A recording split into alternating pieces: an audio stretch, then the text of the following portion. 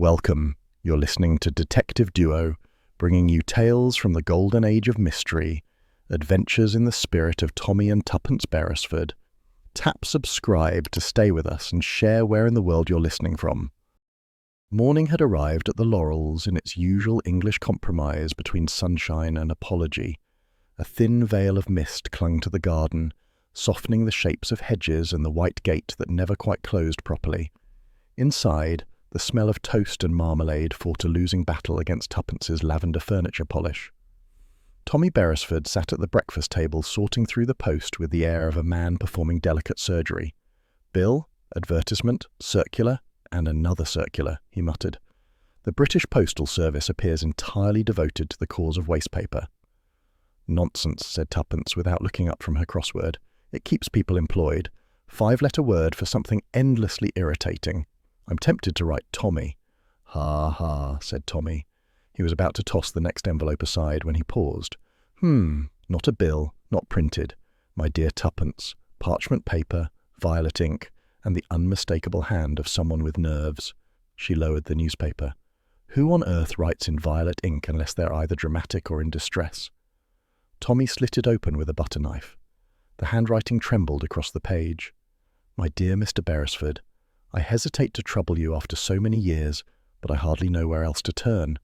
My good friend Mr. Cyril Denham has disappeared. The police insist there is nothing amiss, but I am certain something dreadful has happened. If you and Mrs. Beresford could come to Little Compton, I would be forever grateful. Yours sincerely, Monsieur Haviland. Mrs. Haviland, exclaimed Tuppence. Do you remember? She kept that hospital canteen running in 4-4 when all the cocoa tins vanished. A paragon of organisation and weak tea, Tommy said thoughtfully, and apparently now minus one family friend. Tuppence had already risen, her crossword forgotten. We can't ignore her. If she says something's wrong, it is. Besides, it's ages since we had a proper mystery. You've been reduced to pruning roses. Pruning roses develops character. It also removes fingerprints, said Tuppence. We're going. By mid-morning, the mist had given way to a cool drizzle, the sort of weather that lends moral superiority to anyone carrying an umbrella. Tuppence packed with the brisk efficiency of a woman used to adventure. Stout shoes, notebook, and a hat with a brim wide enough to suggest defiance. Tommy lingered at the bureau, rereading the letter. Funny thing, though, she calls him a family friend, not relative, not business associate. That always means trouble. In fiction, yes, said Tuppence, snapping her suitcase shut.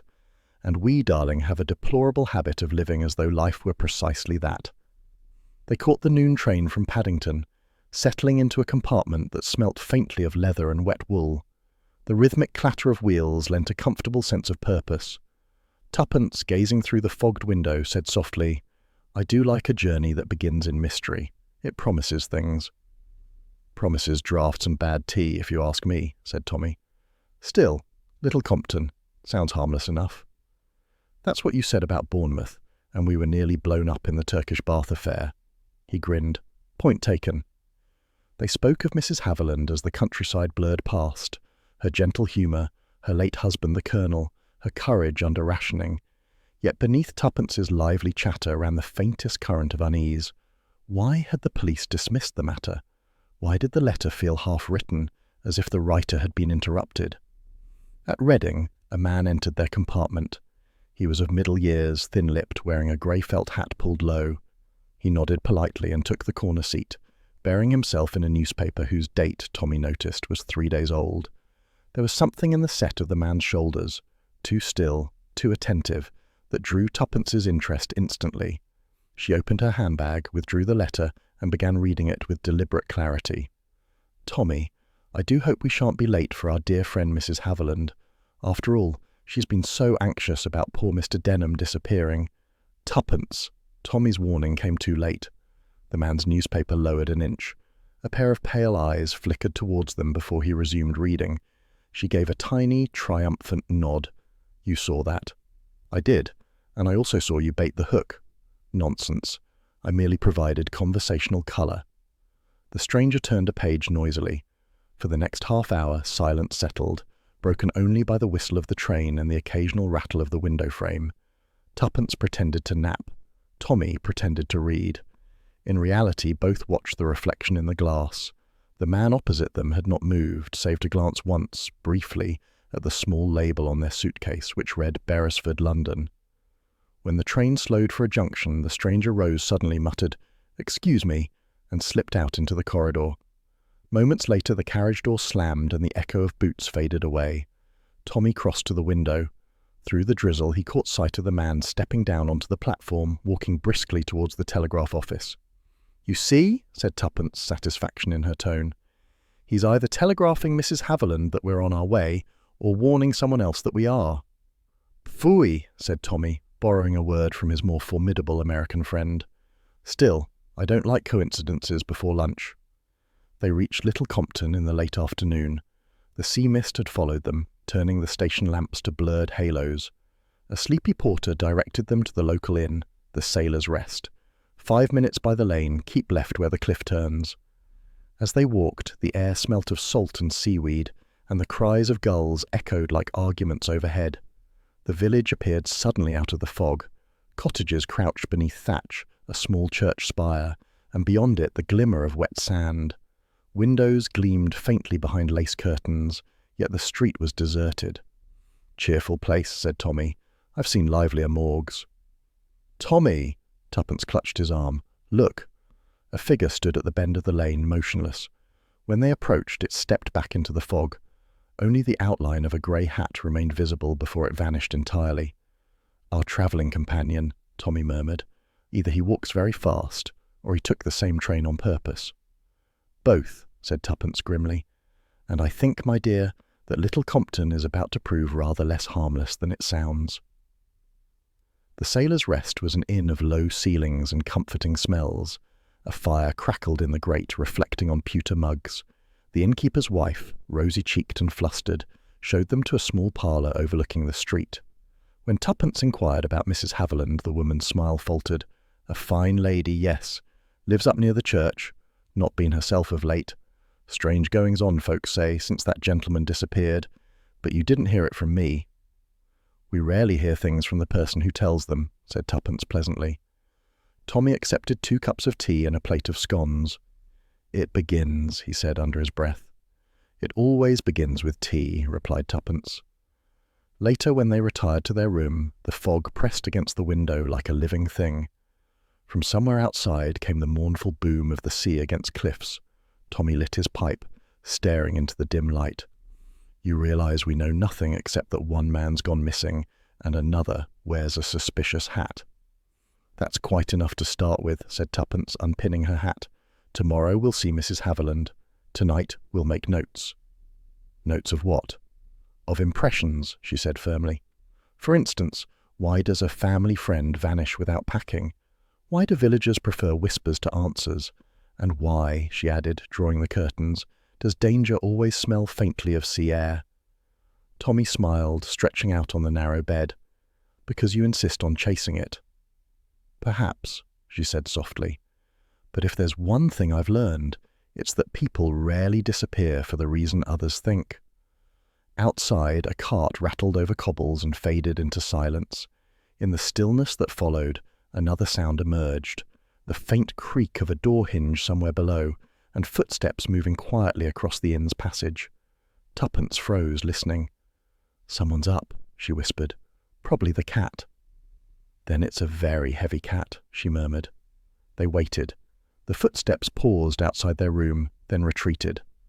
A moment later came the unmistakable scrape of paper being slipped under the door. Tommy crossed the floor and bent to pick it up. The note was brief, written in pencil, the strokes hurried. "Leave before nightfall." They looked at each other in silence. "Well," said Tuppence at last, her eyes bright. "That confirms it." "Confirms what?" "That we've arrived precisely where we're needed." Morning broke in Little Compton with a pale, watery sun struggling through the fog like a guilty conscience. The air smelled of salt and wet earth, and the distant murmur of the tide beat time against the cliffs. Tommy and Tuppence stepped out of the Sailor's Rest, fortified by eggs, burnt toast, and the kind of tea that suggested the kettle had been in retirement since 1912. "Picturesque," said Tuppence, adjusting her hat. "If one likes one's charm diluted with mildew." Tommy chuckled. "Every seaside village is picturesque until someone goes missing." Then it becomes brooding. The lane wound between stone cottages trimmed in ivy. Curtains fluttered briefly, then fell still as they passed. A dog barked and was immediately hushed. There was, Tommy decided, a curious air of self-control about Little Compton, as though the whole place were pretending nothing unpleasant had ever happened. They found Mrs. Haviland's cottage half hidden beneath a climbing rose gone to seed. Smoke drifted from the chimney, but the garden gate sagged on one hinge and the paint was scabbed away by salt air. Tuppence rang the bell. The door opened at once. Mrs. Haviland stood framed in the doorway, a small woman swathed in a cardigan that had seen better wars. Her face, lined but still handsome, brightened with relief. "My dear Mrs. Beresford, Mr. Beresford, you've really come. How good of you." "We wouldn't dream of refusing," said Tuppence warmly, "and we're delighted to see you again, though we wish it were on a happier errand." Mrs. Haviland ushered them into a sitting room smelling faintly of camphor and sea coal. Photographs lined the mantelpiece, her late husband in uniform, a yacht with bunting, and one of a lean, smiling man identified in Tuppence's mind at once as Cyril Denham. His eyes, even in sepia, had a certain disquieting charm. "Mr. Denham has been a friend of the family for years," Mrs. Haviland began, clasping trembling hands round a teacup. "After my husband died, he took it upon himself to see that my affairs were in order. I have no head for figures, you know, and Cyril was most efficient." "And when did you last see him?" Tommy asked gently. "A fortnight ago Thursday. He called in the evening to discuss the trust fund, the one my husband left for the fishermen's widows. He seemed preoccupied, I remember, because he spilled tea on the hearthrug and scarcely noticed." "And since then?" "Nothing. No note, no visit, no word. His cottage is locked, his boat still at the quay. The police say he has gone to London, but I know he hasn't. Cyril never travelled without his tobacco tin, and it's still on the mantel." "A sure sign of permanence," murmured Tuppence. "I wouldn't leave mine either." Mrs. Haviland attempted a wan smile. "Lately I've noticed inconsistencies in my accounts. Withdrawals I don't recall making. Cyril handled everything. I trusted him absolutely. But when I mentioned it to the bank manager, he became evasive. Said perhaps I had signed the cheques myself and forgotten." "How charmingly diplomatic," said Tuppence. "Tommy, we must meet this banker. There's nothing I adore more than a polite liar." Mrs. Haviland's gaze drifted to the window. "I sometimes think the whole village has forgotten him. They talk of the weather and the regatta and the price of mackerel, but not one word of Cyril Denham. It's as though he never existed." As she spoke, a shadow glided past the lace curtain, a brief, dark flicker. Tuppence's eyes darted to it. "Do you have many callers, Mrs. Haviland?" "Only Dr. Acton, when my nerves misbehave, and Miss Greeley from next door who brings gossip disguised as comfort." "Why?" "Because someone appears to be taking an uncommon interest in your conversation." Mrs. Haviland turned pale. "You saw someone?" "Perhaps only the postman," Tommy said quickly, though he moved to the window. The lane beyond was empty. After promising to return that afternoon, they took the cliff path back towards the village. A sea wind had risen, sharp enough to bite. The cottages, seen from above, looked like grey shells pressed into the earth. Tuppence walked in silence, her veil whipping against her cheek. "Well?" Tommy asked at last. "Our dear Mrs. Haviland is frightened of more than loss of money," she said. "She's frightened of being thought foolish. That's why she hasn't pushed harder with the police, and I rather think she's right to be afraid." "You think Denham's done a bunk with the funds?" "Perhaps. Or perhaps he found someone else had, and tried to stop them." "And the villagers?" "Too polite," said Tuppence. "There's nothing more suspicious than good manners applied collectively." Back at the inn, they found the taproom comfortably smoky, and the patrons less so. Conversation ebbed as they entered. Tommy ordered 2 lemonades, on the principle that abstinence loosens tongues. The innkeeper, a round man with a suspiciously ready grin, leaned over the counter. "You'll be Mrs. Haviland's visitors, then?" "News travels swiftly in Little Compton," said Tommy. "Oh, we're a small place. Nothing happens that isn't known to everyone within the hour." "Except, apparently," Tuppence observed, "the disappearance of Mr. Denham." An uneasy shuffle passed through the room. The innkeeper busied himself with a cloth. "A misunderstanding, that's all. The gentleman's gone to town. He'll be back." "Indeed," said Tuppence. "Then you'll be expecting him any moment." "Couldn't say," he muttered, and retreated to the safety of his bottles. A fisherman at the corner table, weather-cracked and smelling of tar, chuckled dryly. "You'll not get truth out of them," he said, tapping the side of his nose. "Too much at stake here." "And what's at stake, Mr.?" "Ned Polly. Fished these waters 40 year. Denham weren't the first to vanish. Sea takes folk, but sometimes the land helps it along." He drained his pint and leaned closer. Some friends shouldn't be trusted when the tide changes. Before Tommy could question further, the innkeeper's voice boomed. "That's enough, Ned. You'll scare the visitors." "Maybe they ought to be scared," the old man said, rising, "if they've sense." He hobbled out into the sunlight, leaving the door swinging and the room curiously silent. Later, on the inn's veranda, Tuppence watched him disappear down the quay. "Picturesque again," she murmured, "like a Greek chorus in oilskins." Tommy joined her, hands in pockets. "So we have Mrs. Haviland frightened, a vanished accountant, and a village that's collectively lost its memory." "Convenient amnesia," Tuppence corrected. "When people refuse to remember, it's usually because they know too much." "And who, my insightful partner, do you suspect first?" "All of them," she said cheerfully. "But we'll start with the doctor. Men who prescribe bromide often have more to hide than nerves." Tommy smiled. "Then tomorrow we call on Dr. Acton?" "Naturally. And afterward, perhaps the bank. I've always wanted to see what a seaside conspiracy looks like in ledger form." The wind caught her scarf and sent it fluttering like a signal flag toward the cliffs. The sea below crashed with deliberate rhythm, as though marking time for secrets not yet told. From the church tower came the slow clang of the afternoon bell, mournful, resonant, the sound of a place that preferred silence. Tommy looked down the narrow street where shutters were half drawn against the brightening sun. "The Village That Forgot," he said quietly. "A neat title if we ever write our memoirs." "Let's hope," said Tuppence, "we don't end up as its next forgotten chapter." And with that, they turned back toward Mrs. Haviland's ivy-clad cottage, the first chill of something more than sea air curling around them. The road to the cliffs wound upward between hedges silvered by sea mist. The morning was still, but in that peculiar way of English coasts where stillness feels like a prelude rather than peace. The gulls wheeled noisily overhead, and each cry seemed to echo the unease that had settled between Tommy and Tuppence since breakfast. "Picturesque again," said Tommy, shifting his grip on the walking stick he had borrowed from the inn. "Only this time I'd call it picturesque with sinister undertones." "A category the guidebooks never mention," replied Tuppence briskly. "And yet it's the most accurate of all." They had obtained directions to Cyril Denham's cottage from the reluctant innkeeper, whose face tightened like wet string when Tommy mentioned the name. "Second lane on the right, past the churchyard," he had said. "White gate. You'll see the sea behind it." Then, almost as an afterthought, "Best go before dusk." Now they stood before that same gate, its paint peeled and salt scoured, overlooking a wild drop where the sea thundered against rocks far below. The cottage perched on the bluff like a solitary watcher, narrow, steep-roofed, its windows shuttered. The wind carried the smell of kelp and the faint metallic tang of decay. "If ever a house wanted to be left alone," Tommy murmured, "this one's made its wishes clear." Tuppence produced a key that Mrs. Haviland had pressed into her hand earlier that morning. "He rented it through an agent," she'd explained. "The police searched, of course, but took nothing away.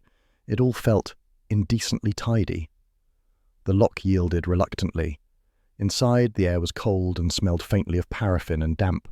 The rooms were sparse, a writing desk, 2 chairs, a narrow bed neatly made. A clock on the mantel had stopped at 20 minutes past 9. "Eerily tidy indeed," said Tuppence, glancing around. "It looks less like someone left and more like someone was erased." She drifted towards the desk, where a few envelopes lay stacked. All were empty but one, a torn corner revealing the printed edge of a telegram slip. She teased it free. The message fragment read, "Confirm transfer. Stop." "Transfer of what, I wonder?" she mused. "Funds or guilt?" Tommy was crouched by the hearth. "Look at this," he said, scraping his finger along the floorboards. "Candle wax. Several drops, pooled near the chair. That means someone visited after the lamps were out." "Or didn't want to be seen from the road," said Tuppence. "How very melodramatic. I approve." "So do I, provided the drama stays hypothetical." He rose, brushing dust from his knees, and crossed to the narrow window overlooking the sea. Funny thing, the view's grand, but the curtains were drawn tight. If you lived here, you'd want to watch the horizon. Unless, he added, you were afraid of what might come from it. Such as? A small boat, he said, or a body. Tuppence suppressed a shiver. Thank you, darling. Your imagery grows ever more appetizing. They moved through the cottage methodically. The bedroom was a lesson in restraint. Neatly folded shirts, a shaving brush, and a half-packed suitcase resting open on the chair. Inside it lay folded linen, a bottle of hair tonic, and, oddly, a box of matches from a London club neither of them recognized. Tuppence picked up a photograph from the mantelpiece. Two men stood smiling beside a sailing boat at a regatta, pennants fluttering behind them. One was unmistakably Mrs. Haviland's late husband. The other, leaner and younger, was Denham. Scribbled on the back, Compton Regatta, June, a fine wind and better fortune. Fortune indeed, said Tuppence softly. The Colonel died 2 weeks after this was taken, and now his friends vanished. Curious symmetry, isn't it? Almost too neat, said Tommy. If it were a novel, the critic would call it contrived. And yet, in life people are forever obliging the critics, she said. They heard the door creak behind them. Both turned sharply. A shadow filled the doorway, broad shoulders, a peaked cap, a hand resting on a truncheon. Good morning, said the newcomer curtly. I'm Constable Henshaw. Might I inquire what you're doing here? You might, said Tommy pleasantly. We're investigating Mr. Denham's disappearance at the request of Mrs. Haviland. The constable frowned. Mrs. Haviland ought to leave matters to the police. There's nothing more to be done. Then you'll forgive us for confirming that in person, Tuppence said, her tone sweet but firm.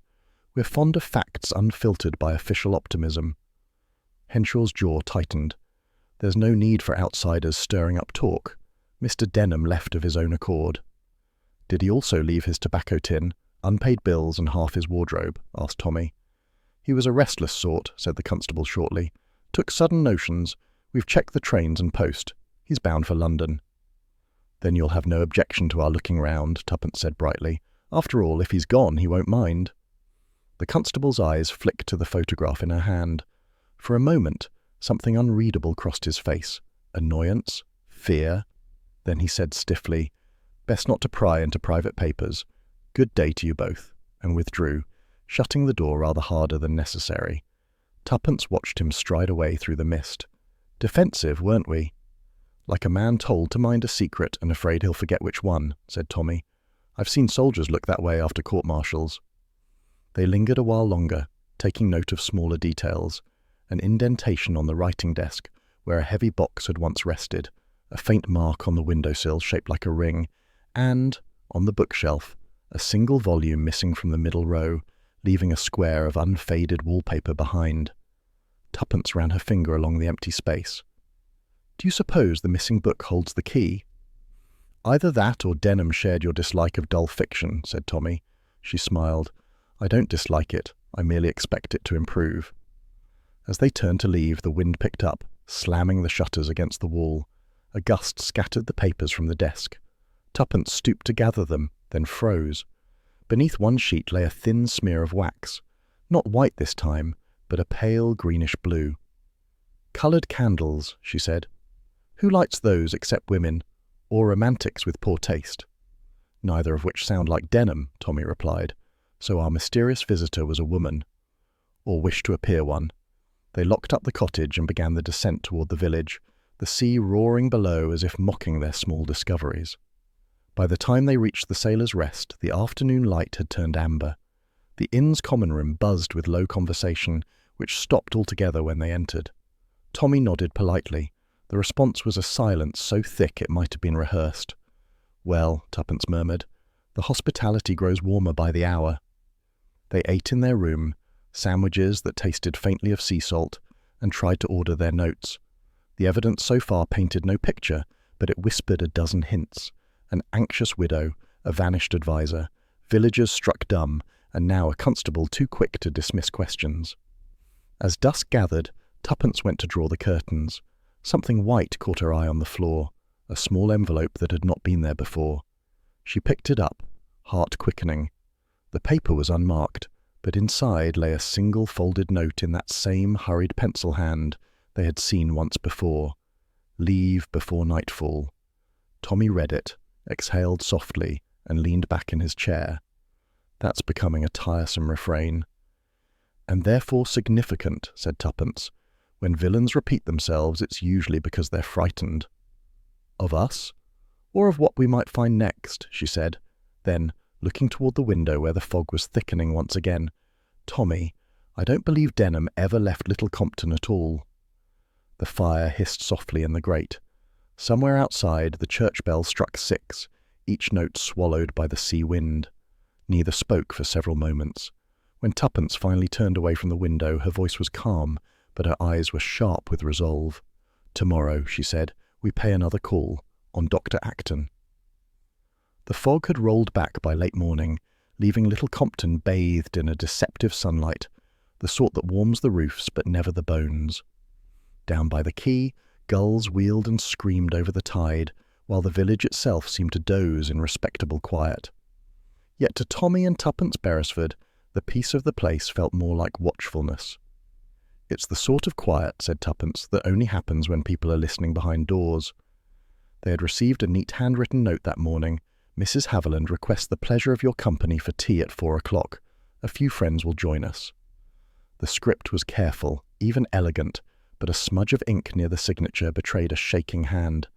Tommy folded the note and slipped it into his pocket. If we're to have tea with the locals, I suppose that means gossip disguised as hospitality. And poison disguised as sponge cake, said Tuppence cheerfully. Do brush your hair. We must look presentable for deceit. At precisely 4 they arrived at Mrs. Haviland's ivy-clad cottage. The curtains were half drawn and smoke curled from the chimney like a polite signal. Inside, the air smelled faintly of lemon polish and apprehension. Mrs. Haviland received them with fluttering hands. My dear Mrs. Beresford, Mr. Beresford, so good of you to come. I do hope you won't mind that I've asked 2 of our neighbours to join us. It seemed, well, more normal to have company. The pursuit of normalcy, murmured Tuppence, is often the surest sign of the abnormal. But aloud she said warmly, Of course not. How lovely. The sitting-room was comfortably furnished, but bore the melancholy stamp of loneliness. Fading floral upholstery, a piano gone slightly out of tune, and a clock that ticked with funereal precision. A tray stood ready, teapot, cucumber sandwiches, and a fruit-cake that looked aggressively homemade. Their hostess introduced the guests. Miss Greeley, she said, gesturing to a thin woman with spectacles and a mouth that appeared to have been sharpened for conversation. So pleased, said Miss Greeley, extending a hand like a stork testing a pond. You're the couple from London, I hear. Investigators of a sort? Of a sort, said Tuppence. How thrilling. We've so little excitement here, unless one counts Mrs. Morley's prize turnips. And Dr. Acton, Mrs. Haviland continued. The doctor, a florid man with an imposing moustache and waistcoat to match, inclined his head gravely. Madam, he said to Tuppence, delighted. Mrs. Haviland tells me you're assisting with her concerns. Only in the spirit of friendship, said Tommy. Ah. His smile was polite, but his eyes were calculating. Friendship is a dangerous prescription, too easily misused. Tuppence met his gaze with unblinking cheer. And yet indispensable, doctor, especially in small doses. Tea began pleasantly enough. Miss Greeley discoursed at length on the failures of modern literature. Dr. Acton spoke of his orchids. Mrs. Haviland tried valiantly to pretend both subjects interested her. The ticking of the clock grew loud in the pauses. It was Tuppence who shifted the tone. She did it gently, with the deftness of someone pricking a balloon without bursting it. I was so sorry to hear of Mr. Denham's disappearance, she said, buttering a scone. The effect was instantaneous. The conversation collapsed like a tent without its poles. Miss Greeley's teacup froze mid-air. Dr. Acton set down his spoon with unnecessary firmness. Mrs. Haviland's eyes flicked nervously toward the window. Ah, yes, said Dr. Acton after a beat. A regrettable incident. But really, there's nothing more to be said. Nothing? Asked Tuppence mildly. The man left, said Miss Greeley, recovering her tongue. After a quarrel about money, if you must know. People don't like to speak of it because Mrs. Haviland is so sensitive. Mrs. Haviland flushed. That's unkind, Miss Greeley. Cyril and I never quarrelled. Then he quarrelled with someone else, said Miss Greeley briskly. He was seen at the post office late one night arguing with the clerk, about a telegram, I believe. "How interesting," said Tuppence. "We found a torn telegram slip in his cottage. It mentioned a transfer. Perhaps that's what it concerned." Dr. Acton's eyes flickered briefly, the smallest tell, but Tommy noticed. "Transfers," the doctor said, forcing a laugh, "are hardly unusual. Mr. Denham handled a number of accounts, I understand." "For the village trust fund," said Mrs. Haviland faintly. "Indeed," said Miss Greeley. "And not everyone was satisfied with how it was handled, if we're honest. But then, honesty is such a vulgar pastime." "Miss Greeley," gasped their hostess. "Well, it's true. If he's run off with the funds, better the sea than the gallows." Mrs. Haviland's hand trembled. Tuppence reached forward quickly, steadying the teacup before it spilled. "I think," she said gently, "we might all agree that supposition is an unkind guest at tea." "Hear, hear," said Tommy. "Let's allow the facts to speak, when we find any." Dr. Acton stood, brushing crumbs from his waistcoat. "If you'll excuse me, I have calls to make. Mrs. Haviland, you must rest more. That heart of yours—" "My heart is perfectly sound," she said sharply, surprising everyone. He smiled thinly. "Then see that it stays so. Good day, Mrs. Beresford, Mr. Beresford." He departed with the air of a man leaving something unpleasant behind. Miss Greeley followed soon after, pausing in the doorway. "If you'll take advice, Mrs. Beresford," she said, "don't meddle. This village may be small, but it has long memories." Tuppence smiled sweetly. "So do I, Miss Greeley, and mine are alphabetical." When they were alone, Mrs. Haviland sagged as if the very air had turned heavier. "You see what it's been like," she said. "Every word about Cyril twists into suspicion, and yet I know he meant no harm, only—" She hesitated. "Only what?" asked Tuppence softly. "A few days before he vanished, he said something strange. 'By this time next week, truth will have its day,' he told me. When I pressed him, he only smiled and said I'd thank him soon enough. I thought he was being dramatic, but now—" Her voice faltered. "Now you wonder what truth he meant," said Tommy. "Yes," she whispered, "and whether it killed him." Tuppence rose to her feet, restless. Her eyes roved the mantelpiece where the regatta photograph had once stood. In its place now was a small vase holding a single pressed bloom, sea lavender, delicate and pale. "That's a pretty flower," she said casually. "Oh, that? I found it in one of Cyril's books after he disappeared," Mrs. Haviland said. "A bookmark, perhaps." "Sea lavender grows only along the cliffs," said Tuppence, her tone changing almost imperceptibly. "Near the narrow path to the east, if I recall." "Yes, I suppose it does. I never go there myself. Too lonely. Too dangerous." Tuppence's gaze lingered on the blossom. "Then perhaps Cyril went where you wouldn't." Mrs. Haviland looked at her sharply. "You think he—" "Oh, I think he found something," said Tuppence. "What he found may depend on who followed him." Tommy interjected, gently breaking the tension. "We'll take a walk that way tomorrow. A little fresh sea air won't hurt." "You must be careful," Mrs. Haviland said quickly. "People have lost their footing there. The rocks are treacherous." "So are people," murmured Tuppence, but not loudly enough for their hostess to hear. It was nearing dusk when they returned to the inn. The lane lay empty except for a cat that slunk away into the hedge. The sea had turned iron grey, flecked with foam, and the wind carried the faint chime of the church bell. Upstairs in their room, Tommy poured 2 cups of tea from the pot left by the maid. Tuppence stood at the window, watching the fog creep in from the water. "Well," said Tommy, "we've met the supporting cast, a malicious gossip, a pompous doctor, and a hostess with nerves." "And each hiding something," said Tuppence. "Miss Greeley knows more than she says. Dr. Acton fears more than he admits.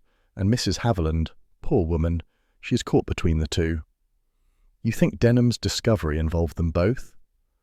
"I think," said Tuppence slowly, "that money has a way of binding the guilty together more tightly than friendship ever binds the innocent." Tommy sighed. "Then tomorrow we'll start untying the knots." He crossed to the door to bolt it for the night. The latch clicked reassuringly, but just as he turned back, there came a faint sound, a metallic rattle, subtle but deliberate. Tuppence froze. "What was that?" Tommy raised a hand for silence. Again, the unmistakable tremor of the handle being tested from outside. A pause, then the scrape of a footstep retreating down the corridor. They exchanged glances. "Someone finds our curiosity inconvenient," Tommy said quietly. "Which means," Tuppence replied, reaching for her dressing gown, We're getting warmer. Outside, the sea wind rose again, moaning softly against the glass, like a warning whispered too late. The dawn came stealthily to Little Compton, creeping across the sea like a thief afraid of discovery.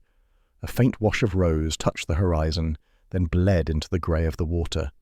It was the sort of morning that promised clarity and delivered unease instead. Tommy and Tuppence Beresford walked along the narrow path that wound from the churchyard toward the cliffs. Mist clung to the hedgerows. Dew beaded on the grass like cold sweat. Somewhere below, the sea boomed and retreated in slow, deliberate breaths. If one were to vanish in a picturesque manner, said Tuppence, tightening her scarf, this would be the ideal place. You're in morbid form this morning, said Tommy. Morbid? No. Observant, yes. When men disappear, I like to know where they might be hiding, or buried. He smiled faintly. And this stroll is to satisfy both impulses? Precisely. Mrs. Haviland's sea lavender grew near here. Flowers don't lie, even when people do. The cliffs rose ahead, a jagged line of chalk and shadow. From the edge, the sea looked infinite, restless, untrustworthy. The wind carried the faint cry of gulls and something else, fainter still, the slow scrape of pencil on paper. A solitary man sat on a flat rock near the cliff's edge. He wore a tweed coat, a broad hat that shaded his eyes, and an air of preoccupation that might have been genuine or theatrical. A canvas sat upon his knees, and beside him a battered paint-box gleamed faintly in the pale light. Tuppence and Tommy approached quietly, unwilling to startle him near so dangerous a drop. The man turned his head slightly, revealing a pale, ascetic face and the faintest trace of a smile. "Good morning," said Tommy. "A fine view, if a trifle vertiginous." "Indeed," said the stranger. His voice was calm, educated, with the faint detachment of someone used to silence. "I find the solitude invigorating." "You must be Mr. Venn," said Tuppence. "Mrs. Haviland mentioned an artist lodging nearby." He inclined his head. "Yes. I've taken rooms at the old Coast Guard's house for the season. The sea is an inexhaustible subject, always changing, never repeating itself. I suppose one could say the same for human folly." "You sound as though you know both intimately," said Tuppence, half smiling. He returned the look with polite amusement. "I dabble in observation, the artist's privilege, Mrs. Beresford," Tommy supplied, "and this is my wife." "Ah, yes. You're the visitors concerned with our recent local tragedy, as the village prefers to whisper it. Poor Mr. Denham, was it? Curious business. Curious and unpleasant."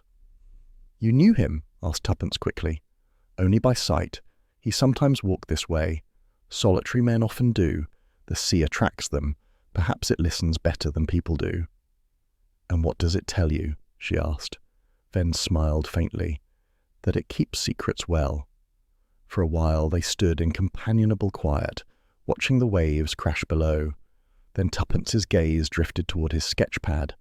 The page showed rough charcoal lines, an outline of the cliffs, the sweep of sea, and at the centre, a darker shape, unmistakably the form of a man sprawled face down, arms half lifted as if in protest.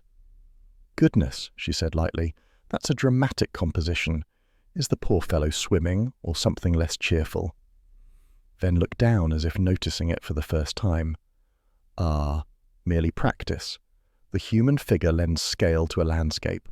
One must suggest peril to appreciate safety." "Very philosophical," said Tommy. "Art is," said Venn simply. He closed the sketchbook, perhaps too quickly, and reached for his paint-box. Tuppence noticed the faint glint of wax residue along its brass latch, a pale blue smear, almost identical to the candle wax she'd seen at Denham's cottage. She filed it away silently, her smile unbroken. "You'll forgive us for interrupting your work," Tommy said. "We're on a sort of walking holiday." "No interruption," Venn said smoothly. "I rarely get the chance to practice conversation so early. Most of Little Compton sleeps till the church bell insists otherwise." "A disciplined community," said Tuppence. "Disciplined or dull. Take your pick," he replied. The wind rose suddenly, sending a flurry of loose sketches tumbling across the grass. Tuppence stooped to retrieve one and caught a glimpse of another figure. This time, two men by a boat, one holding something that might have been an oar, or a weapon.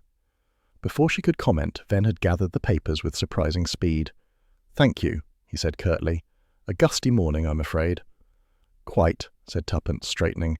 "Do be careful so near the edge." He smiled again. "I never fall, Mrs. Beresford. I simply change perspective." As they walked back toward the village, Tuppence's step quickened. "Did you see it?" "The sketch?" "Yes, a corpse-shaped coincidence." "And the wax on his paint-box? The same hue as the residue at Denham's cottage." "You're sure?" "Positive. Artists use coloured candles for lighting, blue for cool tone, pink for warm. But blue, Tommy, is what I found near Denham's desk." "So our Mr. Venn paints by candlelight, or conducts business by it?" "Exactly. And if he's an innocent observer, I'm the Archbishop of Canterbury." "He may be harmlessly eccentric," Tommy offered. "Eccentric, yes. Harmless, no. Mark my words, artists always paint the truth, even when they pretend it's fiction." When they reached the square, the village had already shaken off its morning slumber. A small knot of men gathered outside the post office, their faces grim, voices lowered. The innkeeper's wife stood at her doorway, apron bunched in her hands. "Something's happened," Tuppence said under her breath. Tommy quickened his pace. The innkeeper spotted him and came forward, wiping his brow. "Terrible business, sir. Old Ned Polly, the fisherman. He's gone missing. Boat found drifting near the cove this morning. Empty." "Good Lord," said Tommy. "He was in fine form yesterday." "Aye," the man said, lowering his voice. "Too fine, some might say. He had words with someone late last night down by the quay. Voices raised, so I'm told." "With whom?" asked Tuppence. "No one knows for certain. Some say Dr. Acton, others say a stranger. There's talk of a light moving near the cliffs about midnight. Lantern or candle, no one agrees." "And the constable?" "Looking for him, though I doubt he'll find much. The sea's a jealous mistress, Mrs. Beresford." Tuppence exchanged a glance with Tommy. The words echoed too closely what Ned Polly himself had said 2 days before. Some friends shouldn't be trusted when the tide changes. By afternoon, a search party had formed. Fishermen, the constable, even the vicar. The Beresfords joined them at the shoreline where the tide had begun to recede. The sky hung low, bruised with cloud. A fragment of oilskin was found snagged in the rocks near the cliff base, a torn piece of coat sleeve, frayed and damp. "That's Ned's, sure enough," said one of the men, his face pale.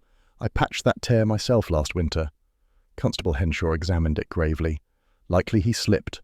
Treacherous footing down there." "Conveniently treacherous," murmured Tuppence. The constable looked up. "You've something to add, ma'am?" "Only that coincidences tend to arrive in pairs," she said softly. "Mr. Denham disappears near these same cliffs, and now the man who warned us of danger follows him.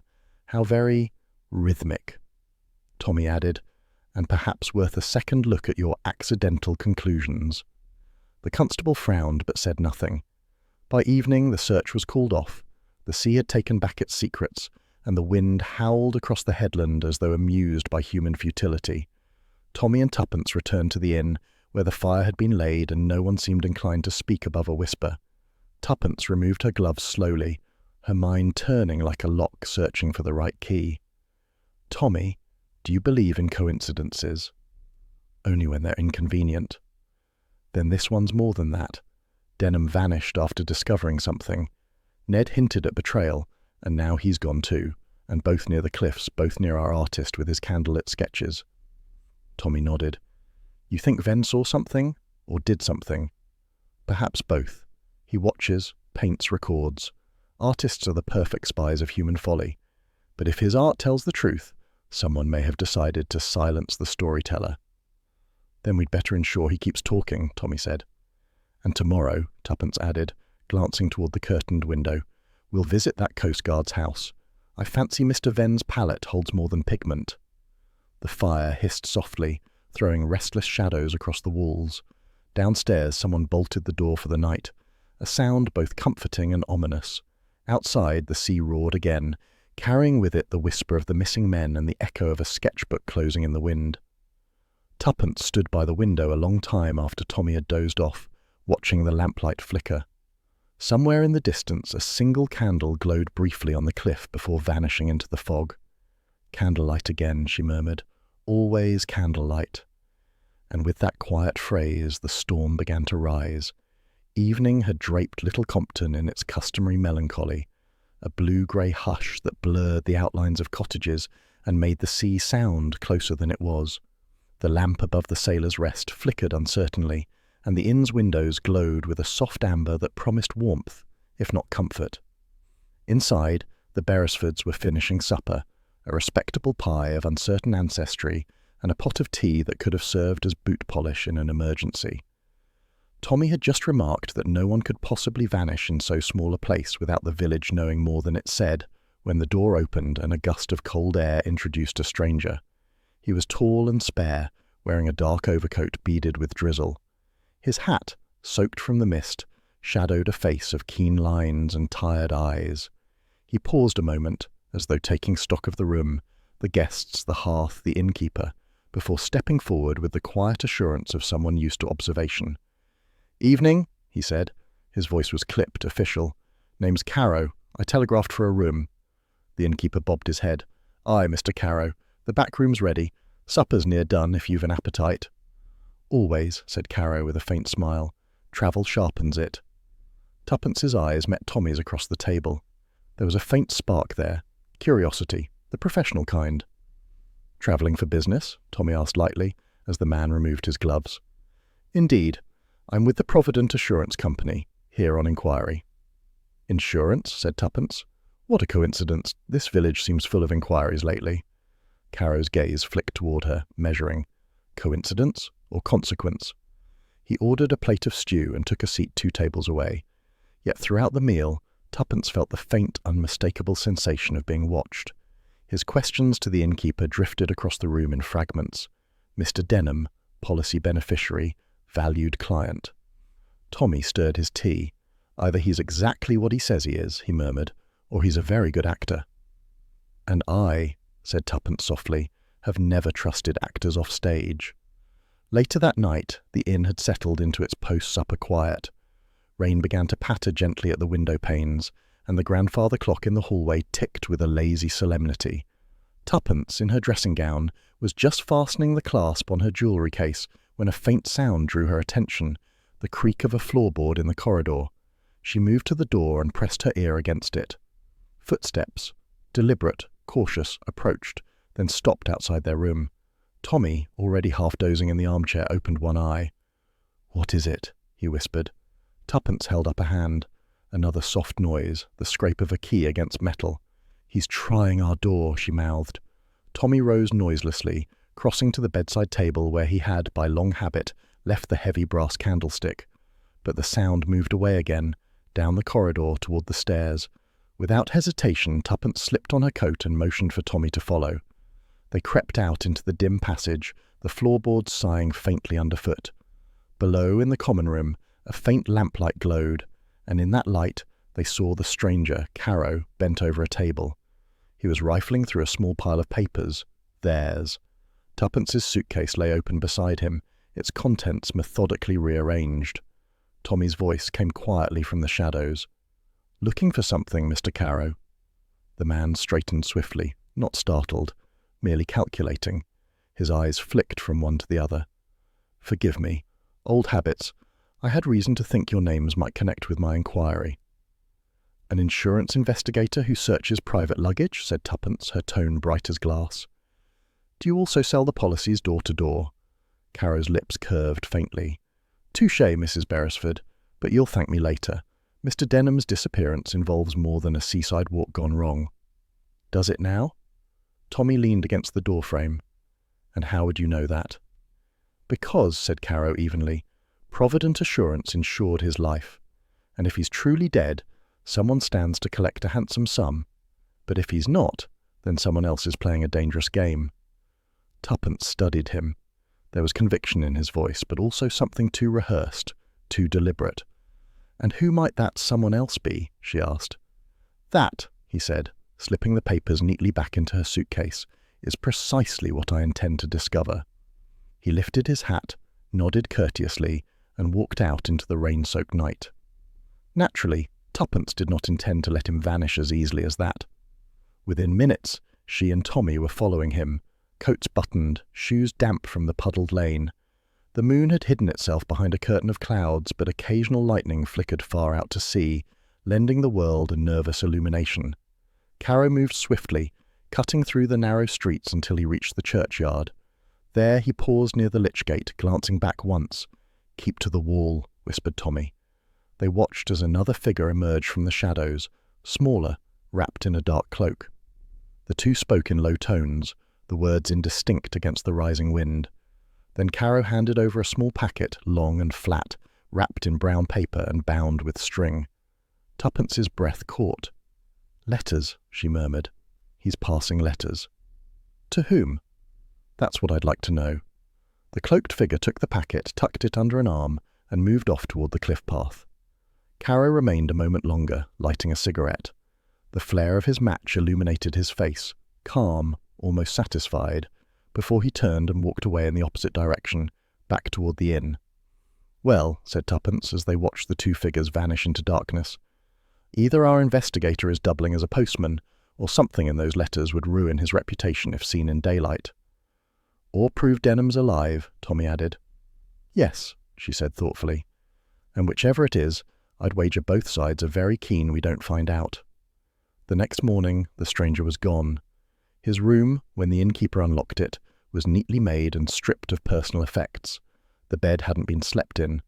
On the small writing table lay a single folded paper, a ferry receipt stamped from Brenton Harbour, 40 miles down the coast.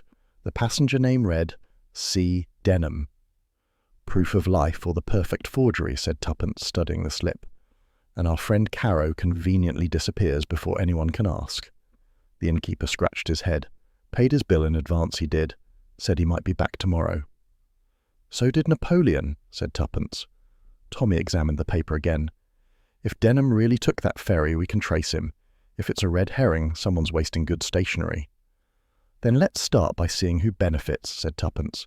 "Mrs. Haviland mentioned an insurance policy. If Caro was lying, the motive may lie there."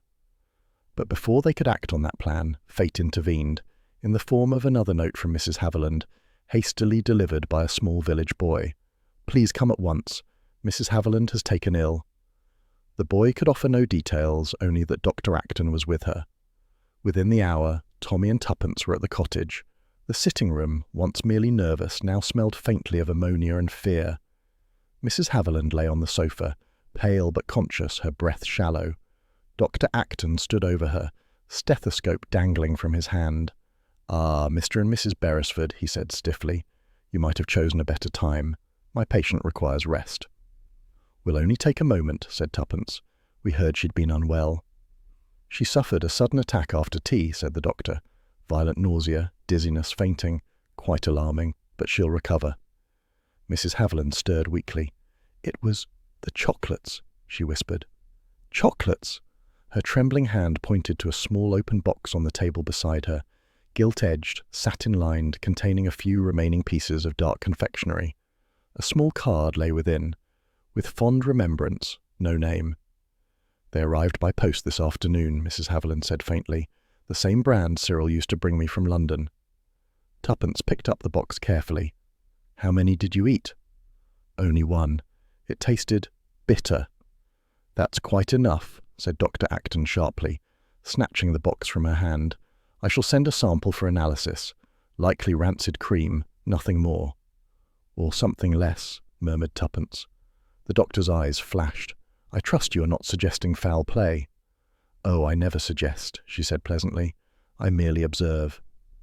When they left the cottage, the evening sun was sinking behind the cliffs, turning the sea to molten copper. "Poisoned chocolates," Tommy said grimly. "Our vanished man's favourite gift. It's beginning to look like more than coincidence." "Too many people in this story like disguises," said Tuppence, eyes narrowed. "The insurance investigator, the doctor with his ready diagnosis, and whoever posted that box. They're all actors, and one of them has written the final act already." Tommy looked back toward the cottage, where Dr. Acton's silhouette moved briskly behind the curtains. "You think he's involved?"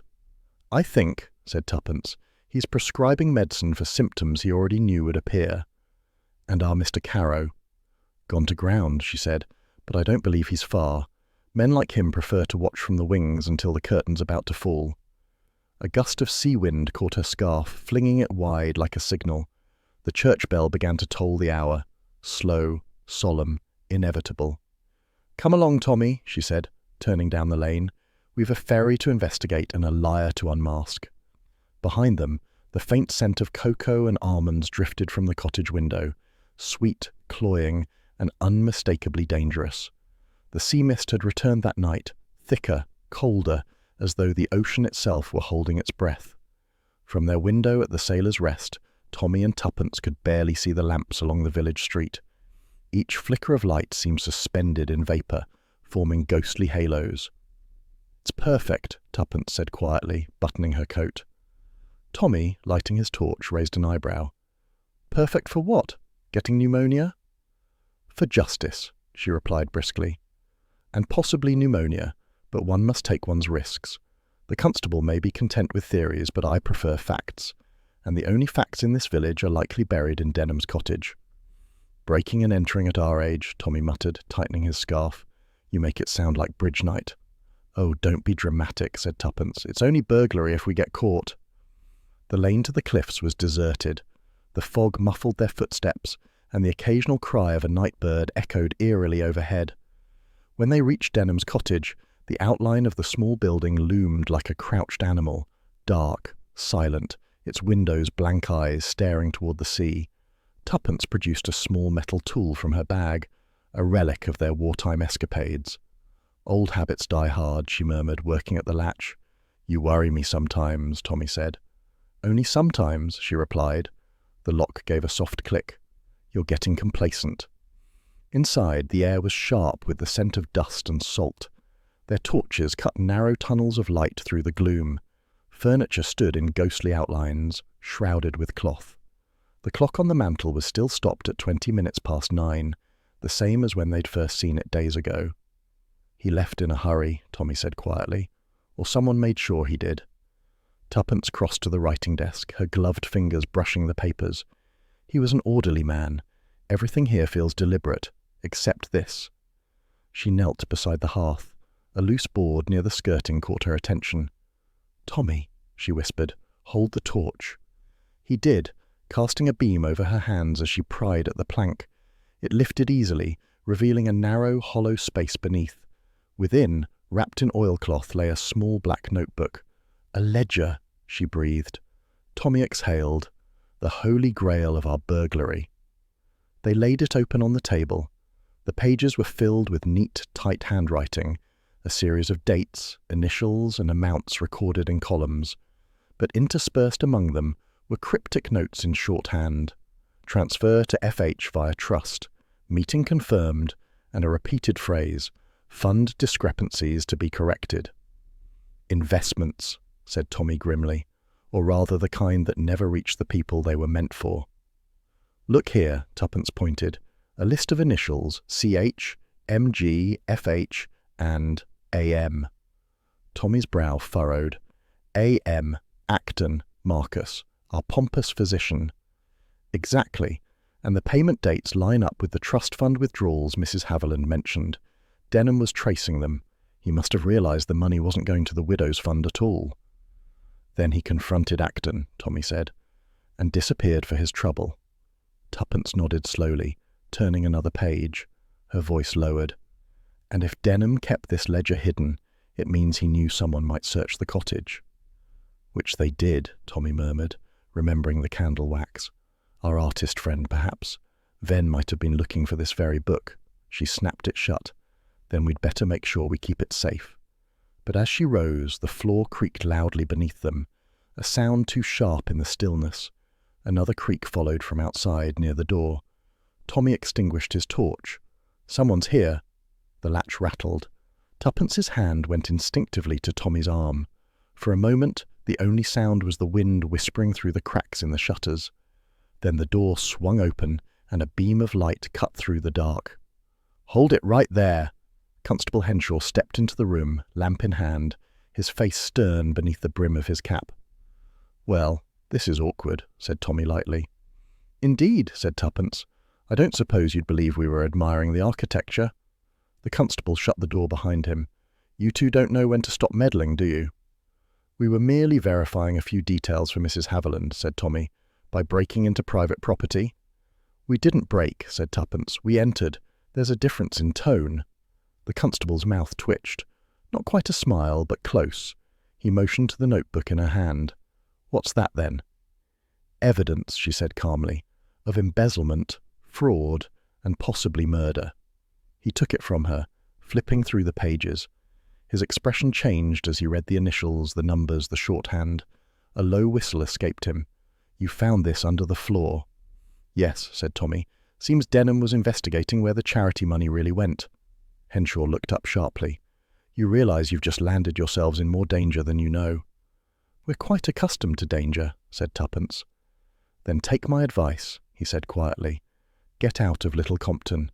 Tonight." Tommy frowned. "You mean to let us go?" The constable closed the ledger and handed it back. "Justice doesn't always wear uniform, Mr. Beresford, but it still knows which way the scales should tip.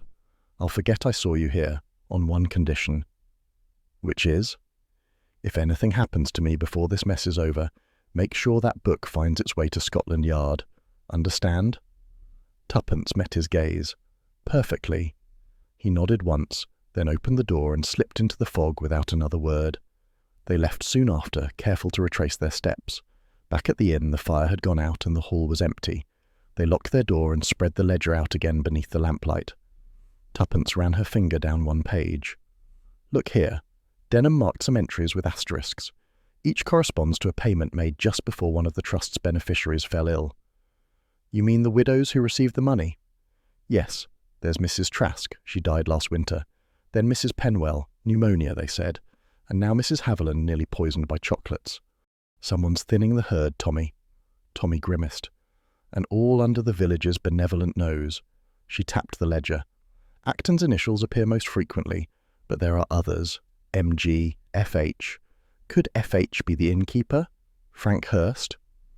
"He handles the post and the trust letters, doesn't he?" Tommy said. "Could be. And MG, Miss Greeley." "A gossip with sticky fingers is as dangerous as any thief," said Tuppence. He leaned back, watching the firelight dance across her face. "So Denham uncovered this web, started connecting the dots, and someone caught wind. They searched his house, maybe even threatened him. He hid the ledger, probably intending to deliver it to someone he trusted. Then he vanished." "Perhaps he tried to blackmail them," Tuppence mused. "If he was desperate or proud, that could explain his silence. Or perhaps he was simply silenced." The words hung in the air. Around midnight, the inn creaked with the sounds of an old building dreaming uneasy dreams. Tuppence lay awake, the ledger on the bedside table. Every so often she thought she heard footsteps in the corridor, but when she opened the door there was nothing but the whisper of wind and the faint smell of damp salt. At last she rose, wrapping her shawl around her shoulders, and crossed to the window. The fog had thinned, revealing the faint outline of the church tower, and beyond it, the darker blur of the cliffs. A single moving light caught her eye, a lantern bobbing in the distance, heading toward the sea. "Tommy," she whispered, "wake up." He stirred, grumbling. "What now?" "Someone's out there, near the cliffs." He joined her at the window. The lantern paused, then swung back toward the path, as if its bearer had changed his mind. "Could be the constable," said Tommy. "Or Venn," she said softly. "Artists do love night scenes." "Or whoever's trying to make sure Denham stays buried, along with his secrets." Morning came reluctantly.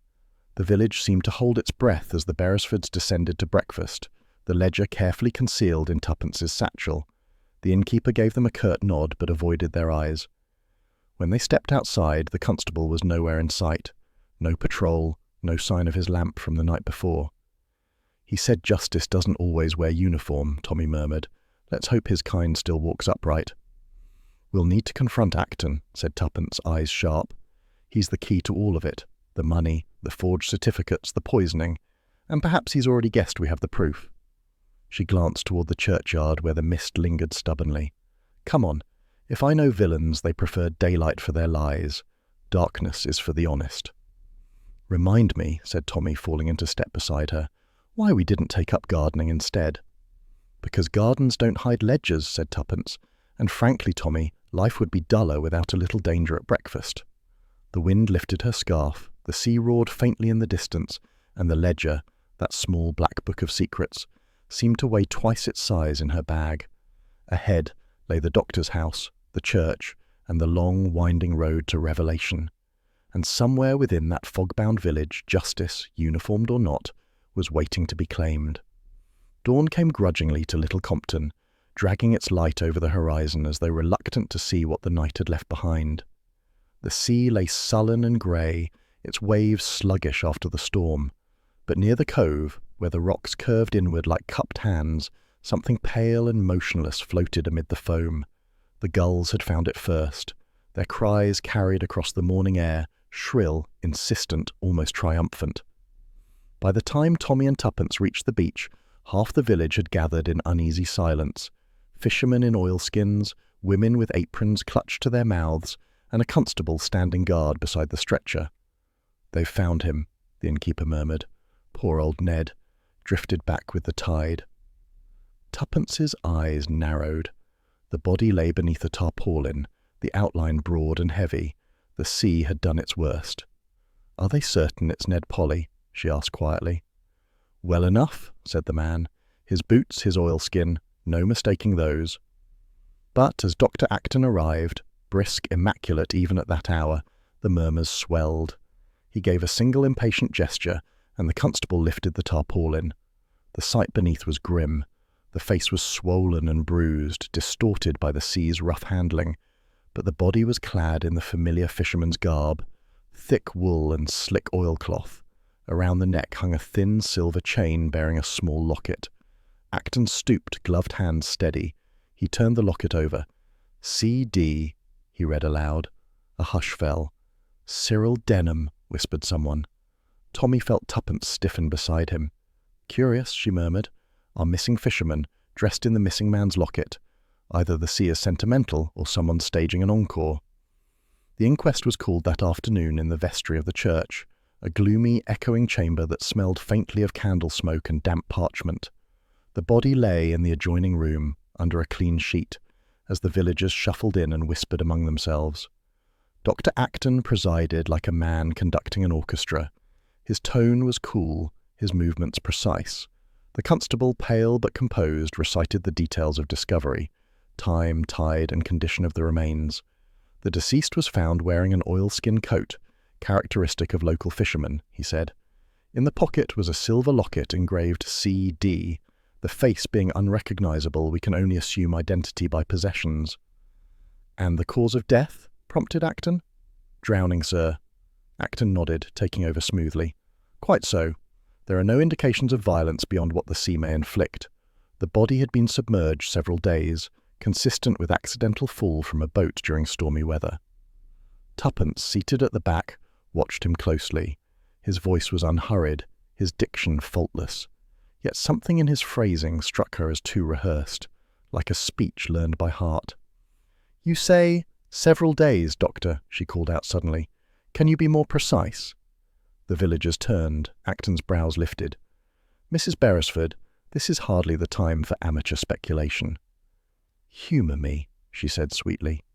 He hesitated, then answered, "Approximately 4 to 5 days submerged. The body's state suggests exposure to salt water and abrasion from rock surfaces." "Yet Denham vanished nearly 10 days ago," she said. "Wouldn't you say the sea has been oddly selective in keeping him?" A murmur rippled through the room. Acton's jaw tightened. "I have given my professional opinion." "Of course," said Tuppence. "And what of the mark on the left hand? I noticed it this morning, a pale circle around the fourth finger. A ring mark, I believe." Acton's gaze sharpened. "Salt and swelling distort the flesh." "True," she said mildly. "Of course," said Tuppence. "Then perhaps we stick to what the sea hasn't washed away.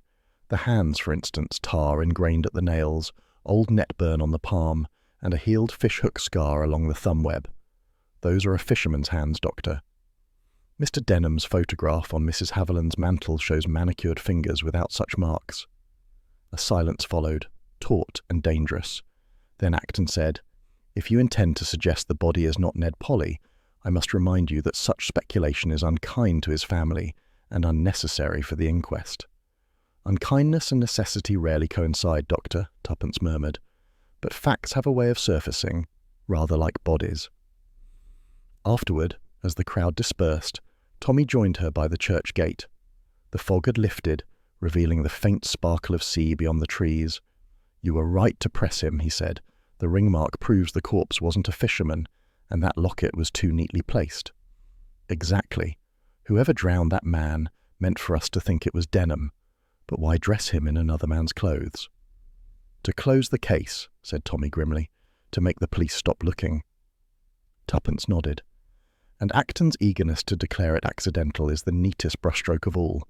Our doctor is tidying up the village and its corpses." They turned as footsteps approached. Venn stood near the wall, his sketchbook tucked under one arm. "You two never rest, do you?" he said softly. "Only when the truth's been told," replied Tuppence. Venn's eyes drifted toward the sea. "Truth," he murmured. "It's a trick of light, Mrs. Beresford. Move a few steps and it changes shape. People see what they wish." "And what do you see?" asked Tommy. The artist smiled faintly, enough to know when to leave before the tide turns again. "Leaving, are you?" "Yes. This place has grown oppressive. I prefer clearer light for my work. There's a ferry in an hour." Tuppence studied him. "You do choose your exits well, Mr. Venn, almost as if you know the final act before it's written." "Perhaps I do," he said, "and perhaps you should take the hint." He tipped his hat and walked away down the lane, the sketchbook swinging lightly at his side. Tommy watched him go. "Do you believe him?" "That he's leaving? Possibly. That he's innocent? Not for a moment." They followed discreetly. The road to the harbour wound between hedgerows heavy with mist, the air thick with the smell of salt and tar. In the distance they could hear the low grumble of the ferry's engine warming up. "He's travelling light," Tommy observed. "Just that satchel and the sketchbook." "And likely a few secrets tucked between the pages," said Tuppence. As they reached the quay, the scene unfolded with slow inevitability. Fishermen loading crates, gulls wheeling overhead, and Venn standing at the ticket window. His posture was calm, his movements deliberate. "We can't let him sail off," whispered Tommy. "Not with what he knows." "Agreed," said Tuppence. "But let's hear what he says before we play constable." They approached as he pocketed his ticket. "Going far, Mr. Venn?" she asked pleasantly. He turned, unstartled. "Far enough? Cornwall, perhaps, or Brittany. Artists go where the light calls them." "And where the past can't follow." "The past follows everyone," he said quietly, "but I prefer to meet it on open ground." "Was it you who painted Denham's last hours?" she asked. "The man in the surf, the body on the beach. Prophetic, wasn't it?" For the first time, he looked genuinely startled. "You saw that?" "Yes, and I think you painted more truth than you intended." He hesitated, glancing toward the water where the ferry rocked against its ropes. "Listen to me," he said quickly. "You think you know what's happening here, but you don't. Denham wasn't killed for what he found, it's who he found. That's all I'll say. Go back to London, leave it." "Why don't you tell us plainly?" Tommy demanded. Venn's expression tightened. "Because plain truth gets people drowned in this village." A whistle blew. The ferry's engine roared to life. Venn stepped back, touching his hat. "Goodbye, Mrs. Beresford. You'll understand soon enough." He turned and strode up the gangplank. The deckhands unhitched the ropes, and within moments the boat was pulling away from the quay, its wake cutting through the mist. Tuppence stood still, watching the outline fade into grey. "He's running scared," said Tommy. "Or running guilty," she replied softly. "Either way, he's our link to Denham, and to that graveyard secret. He knows who the real corpse should have been." Back at the inn, the village was alive with gossip. Some insisted the sea had punished a thief. Others whispered that Denham's ghost had traded places with the fisherman. Tuppence ignored them all.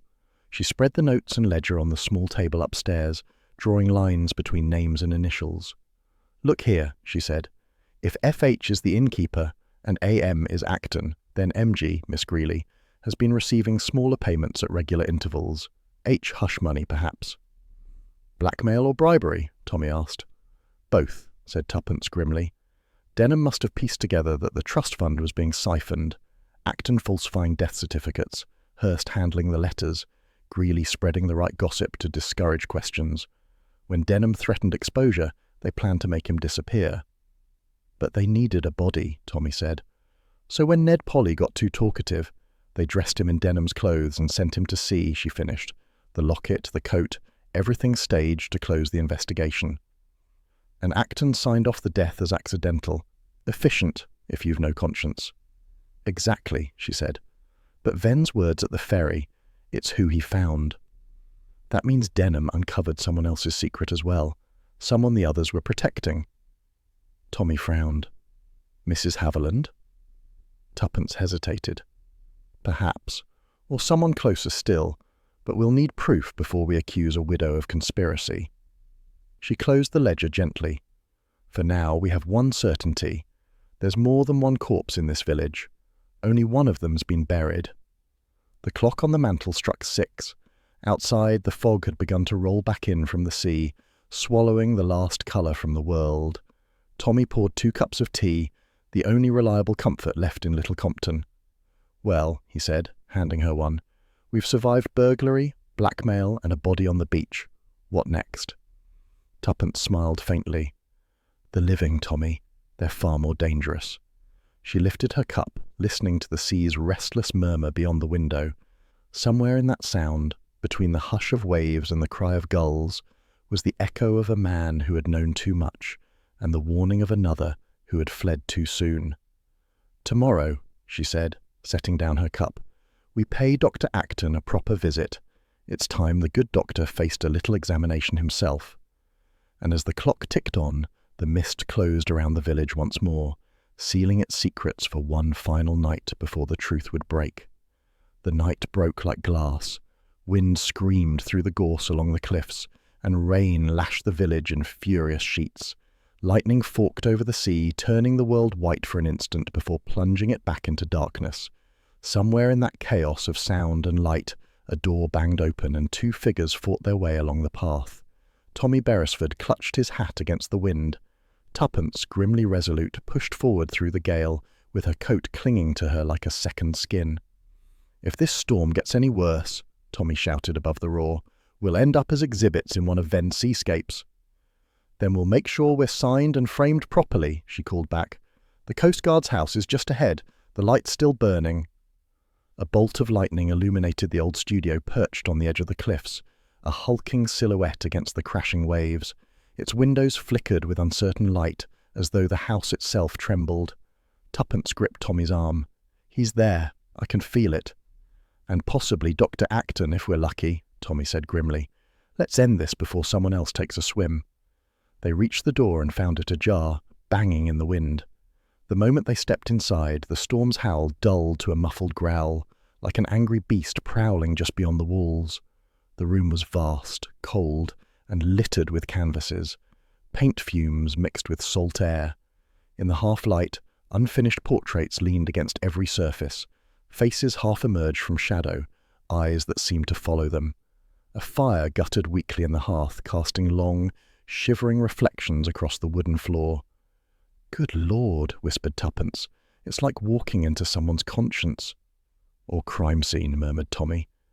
They moved slowly among the paintings. One canvas showed the churchyard under a thunderous sky. Another depicted the sea at night, eerily exact, even the cliff path visible. But it was the painting on the easel that stopped them cold. The man in it stared out from the canvas with unsettling realism, dark hair swept back, eyes alert, and around his neck, unmistakably, a silver locket engraved with C.D. Cyril Denham. The brushstrokes were vigorous, alive, and yet the man's expression carried something between fear and resignation, as though painted by someone who had watched him die. "He painted him after the murder," Tuppence said softly, "not from imagination, from memory." "Then Ven saw what happened," said Tommy. "Or helped it happen," she replied. A voice came from behind them. "Both are true." They turned. Ven stood in the doorway leading to the adjoining studio, his coat drenched, his face pale beneath the lamplight. In one hand he held a paintbrush, in the other a revolver that trembled only slightly. "So, you found my confessions," he said quietly. "I wondered how long it would take." "You're not the first artist to paint his guilt," said Tuppence evenly. He gave a faint, bitter smile. "Guilt isn't the right word, Mrs. Beresford. Debt, perhaps. Obligation. I did what I had to, and what I couldn't undo I painted." "Then start unpainting it now," said Tommy. "Tell us what really happened to Cyril Denham." Ven hesitated, staring at the portrait as though it accused him. Then slowly he lowered the gun to the table. "He came to me," Ven said at last. His voice was low, strained. 3 weeks before he vanished. He'd discovered discrepancies in the trust accounts, money siphoned away through false medical claims and forged certificates. Acton was at the centre of it, with others taking their share. Denham wanted proof, witnesses, anything to bring them down. "So he came to you," said Tuppence. "I'd painted the doctor's portrait years ago," Ven replied. "He trusted me, used my studio for meetings, quiet, discreet. Denham thought that meant I was on his side." He ran a hand through his hair. "I was, at first.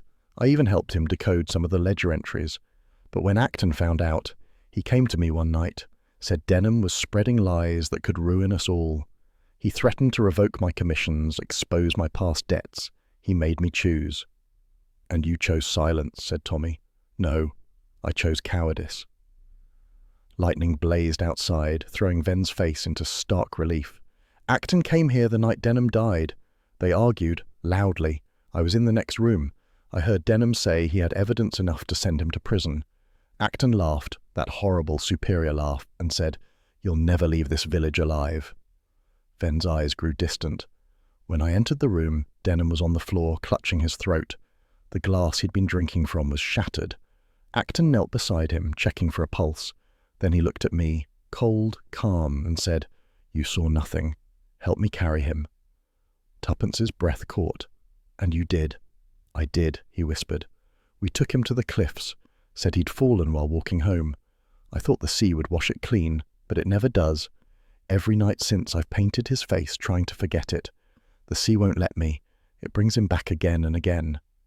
A thunderclap cracked overhead, rattling the windows. The door slammed open violently, letting in a gust of rain, and another figure. Dr. Acton stood in the doorway, his coat billowing, eyes blazing. "You fool, Ven!" he shouted. "I told you to leave." He saw Tommy and Tuppence and froze. For a moment, his expression flickered between fury and fear, then hardened into contempt. "So this is your audience," he said coldly. "The amateur detectives." "You flatter us," said Tuppence, "but we were hoping for a more professional confession." Acton stepped forward. "You think you can trap me with the babblings of an unbalanced artist? The man's been seeing ghosts for weeks." "Strange," said Tommy, "that the ghosts all sign their names in your handwriting." "Enough!" Acton's hand darted into his coat pocket. Ven flinched. "No further theatrics, Doctor," Tuppence warned. "We've already sent word to the constable. He may be out of uniform, but he's on the right side of justice." Acton laughed. "Henshaw, he'll do nothing. He's as compromised as the rest. You don't understand. This village lives because I keep it alive. The widow's fund, the certificates, the payments, all part of a system that works. Denham wanted to destroy it, and for what? Morality?" "Murder's a poor form of medicine," said Tommy. "He was a sentimental fool," Acton snapped. "He'd have exposed us all. Me, Ven, even Mrs. Haviland. Do you think she wanted her late husband's debts uncovered? I protected her name." "By killing her friend?" Tuppence demanded. Acton's hand closed around a small revolver. "He left me no choice." Ven stepped forward suddenly.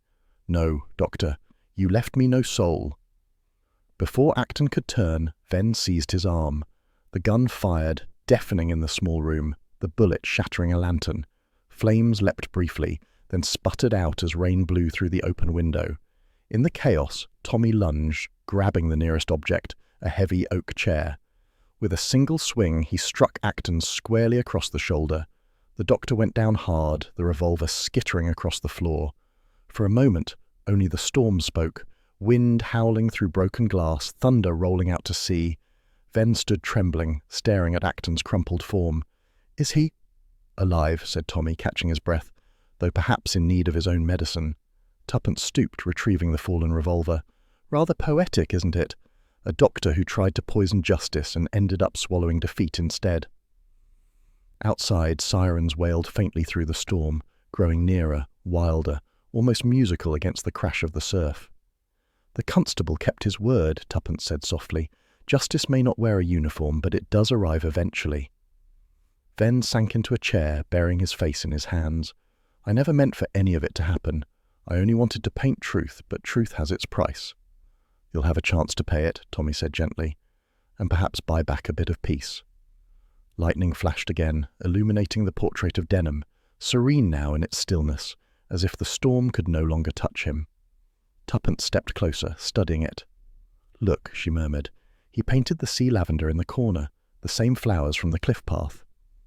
"A memory," said Ven without looking up. "Denham brought them that night, said they symbolized faithfulness. I thought it sentimental at the time." "It was prophetic," Tuppence said softly. When the police arrived, their coats soaked, their torches slicing through the dark, the scene had the strange calm of aftermath. Acton, bound and sullen, was led away without resistance. Ven handed over the revolver, the ledger, and his final statement in a voice scarcely above a whisper. As dawn broke, the storm began to retreat, its fury spent, leaving the air heavy with salt and silence.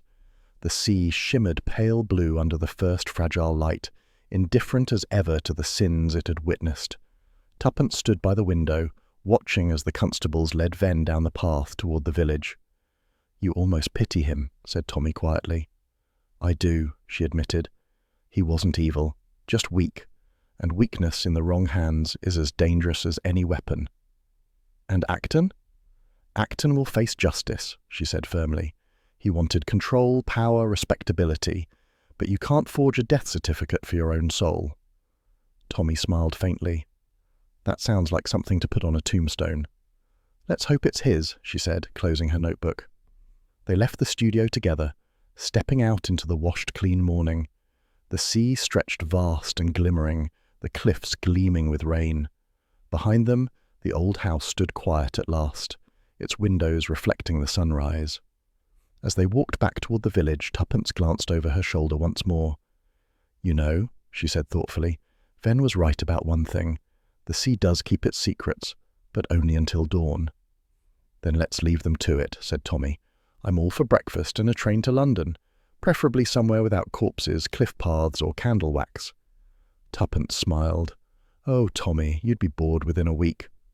"Possibly," he said, "but what a peaceful week it would be." They walked on, the rising sun behind them, the storm now only a whisper against the rocks. And as the sea wind carried away the last trace of darkness, little Compton exhaled, its long night of secrets finally over. The rain on the windows was soft, companionable, a civilized London rain that merely sighed against the panes instead of attacking them. The fire at the Beresfords' flat in South Audley Street burned with a steady glow, the scent of toast and Assam tea lingering like a benediction. Tuppence sat curled in the armchair nearest the hearth, her feet tucked beneath her, a plate of scones untouched on the table beside her. Tommy, across the room, was attempting to extract the headlines from the Daily Mail without letting the edges scorch by the fire. "You may as well admit it," she said. "You're reading the obituary column again." "Purely professional curiosity," Tommy replied. "After Little Compton, I like to know who's dying respectably and who isn't." "You're incorrigible," said Tuppence. She reached for the teapot, poured herself another cup, and stared into it for a moment. The steam curled upward like a memory. "It's strange," she said softly. "One spends weeks chasing shadows, hearing lies, nearly being blown off a cliff, and then it all ends quietly over tea. I almost feel cheated." "Speak for yourself," said Tommy. "I'm perfectly happy to survive another seaside adventure with all my limbs intact. Though," he added, "I do think Scotland Yard should start paying us a stipend." Tuppence smiled faintly. "They'd resent it. The official mind dislikes amateurs, especially when the amateurs get there first." "Meaning you," Tommy said gallantly. "I merely carried the chair at the right dramatic moment." "A noble service," she said dryly, "though I must admit, the look on Dr. Acton's face as you flattened him was almost worth the bruises." "Years of cricket," Tommy said modestly. "You never lose the knack." For a while they sat listening to the rain and the ticking of the clock. The city outside was muffled, motorcars hissing past, a dog barking distantly, the faint hum of normal life continuing as though villages like Little Compton did not exist at all. "Do you ever think," Tuppence said at last, "that we only ever meet people when they're hiding something? That ordinary goodness is far too quiet to knock on our door." "If it did," said Tommy, "you'd be bored stiff. You like your tea with a spoonful of deceit." "Possibly," she admitted, "but I can't stop thinking about Mrs. Haviland. Poor woman. She believed family friend meant protection, not betrayal." "Yes," said Tommy, folding the newspaper. "The family friend. What a useful title for a scoundrel. He can go anywhere, hear everything, borrow money without suspicion." "Or poison chocolates without question," said Tuppence grimly. Tommy winced. "You do have a gift for spoiling the appetite." She leaned back, her eyes reflecting the firelight. Denham's only crime was honesty. He wanted to clean the rot from that village, and they smothered him with civility while they stole from their own dead. I dare say half of them will be in church next Sunday, singing hymns about truth and charity. "And the other half," said Tommy, "will be repainting their houses and pretending the Beresfords never existed." "Exactly." She took a sip of tea. "A dishonest village, Tommy, and that's the truth of it. Everyone complicit, everyone pretending not to see. Denham threatened their comfort. That was unforgivable." Tommy watched her over the rim of his cup. "You're taking it rather personally." "Of course I am. Honesty is meant to be dull, not fatal." The clock chimed the quarter hour. The fire settled with a sigh. Tuppence stretched, then reached for an envelope lying on the side table. "It arrived this morning," she said, "from Mrs. Haviland." Tommy sat up. "Ah, our grateful client. Listen." She unfolded the letter and read aloud, her voice taking on the soft cadence of the widow's handwriting. "My dear Mr. and Mrs. Beresford, you will forgive my delay in writing, but the days since your departure have been full of reflection. The truth, once revealed, leaves little peace behind it. Dr. Acton's arrest has shaken the village to its roots, though naturally everyone insists they knew nothing. Such convenient ignorance. Mr. Venn's confession has brought me sorrow and pity in equal measure. I shall not remain long in Little Compton. The cottage feels haunted by too many faces, both kind and false. I intend to take a small place near Bath where no one knows my name. You may be interested to hear that the sea lavender has bloomed again on the cliffs. It seems fitting, faithfulness returning after so much deceit. I owe you both more than thanks, though words must suffice. Yours, with affection and gratitude, Margaret Haviland." Tuppence folded the letter and sat quietly for a moment. "She sounds older somehow," said Tommy. "She's been forced to grow up," said Tuppence. "Truth does that." "Do you think she really knew nothing?" Tuppence hesitated. "Perhaps not in words, but hearts always know what minds refuse to see. I think she'd begun to suspect Denham's goodness was dangerous, and she couldn't bear to believe it." "You're remarkably charitable this evening," Tommy observed. "Not charitable," said Tuppence, "just tired of cruelty and polite clothing." Tommy poured the last of the tea. "Well, at least justice had the decency to arrive before the credits rolled. Acton in prison, Venn painting for the Home Office psychologists, and the constable vindicated. Not a bad tally." Said Tuppence. "Except that it never quite ends, does it? Every time we close a case, another begins. Another letter, another village, another family friend." "And you'll read it aloud over breakfast," said Tommy, smiling. "Of course. Someone must keep you in work." He laughed softly. "You do realise Scotland Yard could have spent months and still missed the ledger under the floorboards." "Naturally," said Tuppence. "Men in uniforms rarely look beneath rugs, floorboards, or assumptions. It's a failing." "And what about women in tweed hats?" "Oh," she said lightly, "we look everywhere, including behind the tea tray." The clock chimed again, 7:30. Outside, the rain had stopped, leaving the city washed and glistening. Headlights reflected off the wet pavements. A bus roared past, splashing puddles. Tommy leaned back in his chair. "You know, there's something almost comforting about London after a murder. The sheer normality of it." "Yes," said Tuppence, gazing into the fire. "No cliffs, no poison, no lies wrapped in seaside charm. Just honest grime and dishonest politicians." "And us," Tommy added. "A perfectly ordinary married couple who happened to trip over corpses at inconvenient times." She smiled, her eyes still on the flames. "Perhaps that's what keeps us young." "Speak for yourself," said Tommy. "I feel about 90. "You're only bored," said Tuppence. "It's your natural reaction to civilization." A knock came at the door, the evening post. Tommy rose, retrieved the envelope from the mat, and returned with a puzzled expression. "It's addressed to Mr. and Mrs. T. Beresford, private inquiry agents," he said. Tuppence looked up. "Well, that didn't take long." He handed it to her. She slit it open neatly with the butter knife and scanned the contents. She murmured. A lady in Surrey. Something about a missing will and a suspicious maid. Another village? Tommy groaned. Naturally, said Tuppence. Where else do mysteries breed? Cities are too noisy for secrets to whisper properly. And what does she want us to do? Investigate, of course. She says it's probably nothing but a domestic misunderstanding, which, as we know, Tuppence said with a gleam, always means murder, money, or both. Tommy sighed and reached for his coat. Very well. We'll catch the morning train. I suppose you've already packed the magnifying glass. And the umbrella, said Tuppence, rising. After all, English mysteries never happen in fine weather. She moved to the window and drew the curtain slightly aside. The rain had begun again, fine, silvery, persistent. The lamps along the street shimmered in it, each halo of light blurred like memory. You know, she said softly, perhaps every village hides a mystery. Old walls, old hearts, old lies. Some merely wait for the right question. Tommy joined her, slipping an arm around her shoulders. Then let's hope, he said, smiling, they all write to us first. The fire crackled, the rain whispered, and in the quiet warmth of their London sitting room, the Beresfords, professional seekers of truth, lovers of adventure, and occasional survivors of tea-time treachery, raised their cups in a silent toast to the next mystery waiting somewhere beyond the mist.